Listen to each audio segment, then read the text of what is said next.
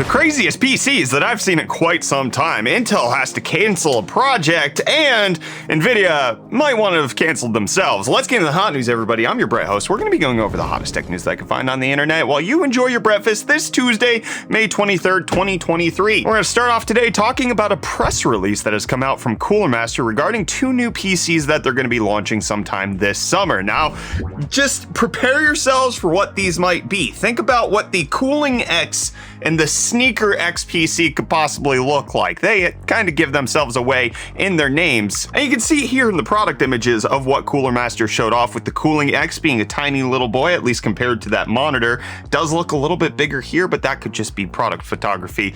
And then you can see the Sneaker X right here with some of the innovation that Cooler Master is talking about with this Cooling X is the fact that the radiator for the cooling on this computer is built into the side panels, which they're saying is innovative in a way that's not been done before. And then you also have the Sneaker X, which is essentially a PC in a sneaker. I think it looks pretty cool, but I want you to brace yourself. Kyler, guess how much the sneaker PC costs? Is it $5,000? It is $6,000. Available in early July, and the Cooling X is $7,000 available at the end of June. Worth it, right? Can we get one? I don't know. We'll see. You want the shoe? The shoe one. Kyler wants the sneaker one. We'll see what we can do. Let me know. Are you going to be picking one of these up? I want to hear from you down below in the comments. Maybe we'll see one at Computex next week, because Kyler and I are going. Isn't that right? I'm getting a shoe. Aren't you excited for Computex? I'm not forcing you to go, am I?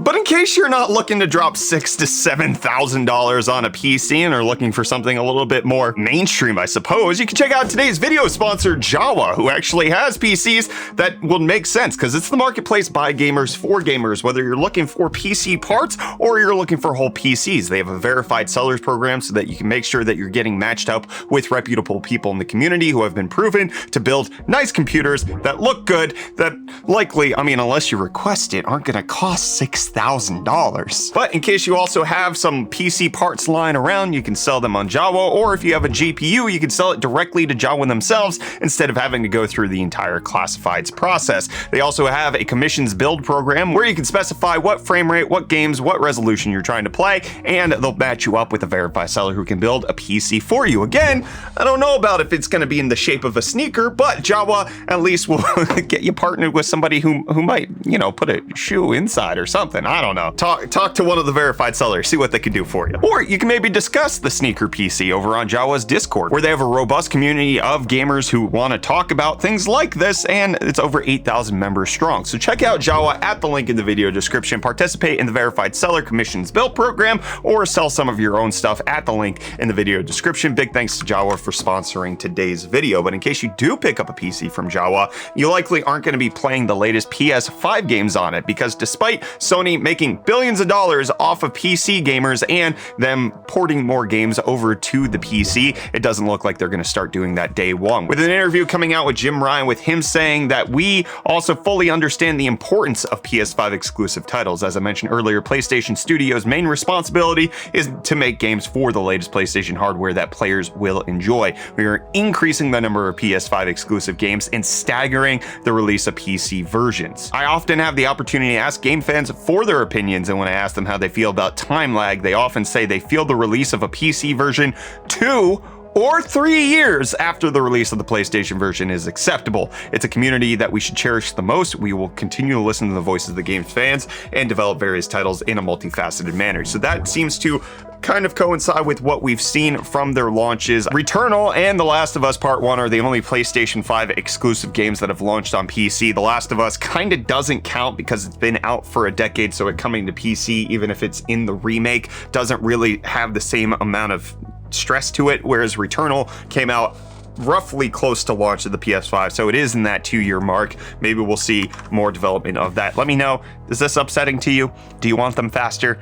Let me hear from you down below in the comments. And Intel is making sure that we don't hear that they're canceling one of their products because a new updated roadmap got leaked regarding Meteor Lake S and the upcoming Tile chips that are supposed to be primarily mobile, but there was indications that Intel was supposed to bring them out to the desktop, and it looks like they're going to be removing that 6+8 core desktop chip that they were planning on releasing, and instead they will be launching an Arrow Lake chip with the same exact configuration. Is this going to change a whole lot? Likely not, because this is, again, a leaked roadmap, not something that Intel's publicly confirmed, but it does indicate that Intel's changing their plans behind the scenes. And I am not changing nothing about UFD Deals, whether it's Catlin trying to impersonate Reece or no deals at all. I still segue to UFD Deals. What do you got for me, buddy? Yo, welcome back to UFD Deals, bringing the hottest tech deals out on the internet. Happy not Monday, guys.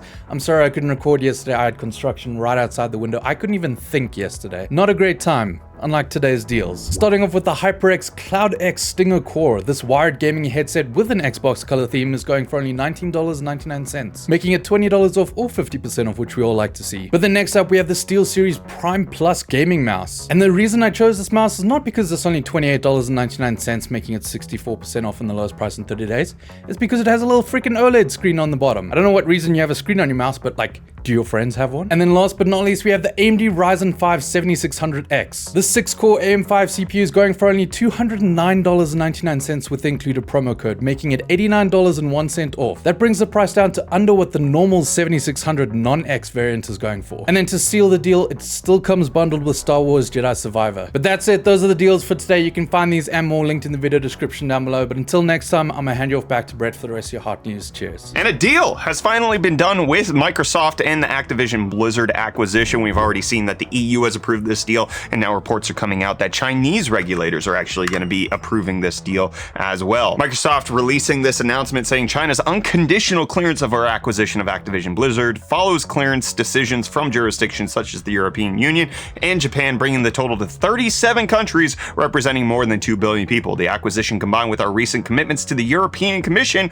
will empower consumers worldwide to play more games on more devices. Now we're just kind of waiting on the FTC to find out what's going on. We're supposed to get that report sometime this August, so it's going to be a little while before you start seeing Diablo 4 brought to you by Game Pass. But let's switch gears to some PlayStation stuff, because reports are coming out that this PlayStation showcase that's supposed to be taking place tomorrow might actually feature Persona 6. I bring this up because I enjoyed Persona 5. There's elements of it that I really don't like and I wish they would change, and hopefully they will for Persona 6, but a well-known leaker who's been well regarded seems to think that Persona 6 will be one of the games that are showcased at the PlayStation showcase, and that a Persona 3 remake might actually get shown off at an Xbox showcase later next month. I want to see it. I hope they change a few things, but I'm excited to see what Sony has to show off tomorrow. And what Ford's deciding to show off with regards to their electric vehicles is that they have a couple more coming, including another full-size truck, as well as a 3-row seat SUV, with the Ford truck being codenamed Project T3, which the CEO said it's like the Millennium Falcon with a back porch attached. So that doesn't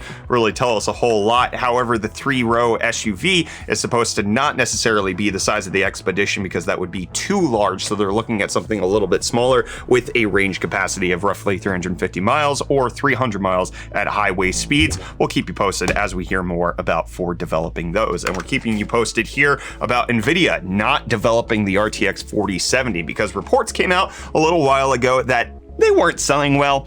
Not to many people's surprise that the 4070 wasn't well received at the $600 price point. However, the reports back then were, hey, it's not going to be in production right now, it's going to resume towards the end of May. But now, according to updates, it's not even going to get resumed until the end of June, because they have still way too much inventory of the RTX 4070, and they want to limit the amount of money that retailers are going to discount this GPU by, because effectively most people want this at the $499 price point. But NVIDIA has already announced that the RTX 4060 Ti 16 gig will be at that price point. So you cannot drop the 4070 to meet the 4060 Ti in price, even though companies such as Micro Center offered that $100 Steam promotional gift card with the purchase of any NVIDIA GPU that dropped the effective price down to $500. It does seem like NVIDIA has themselves in a rock and a hard place. Sell no 4070 or make the 4060 Ti 16 gig look bad, which again,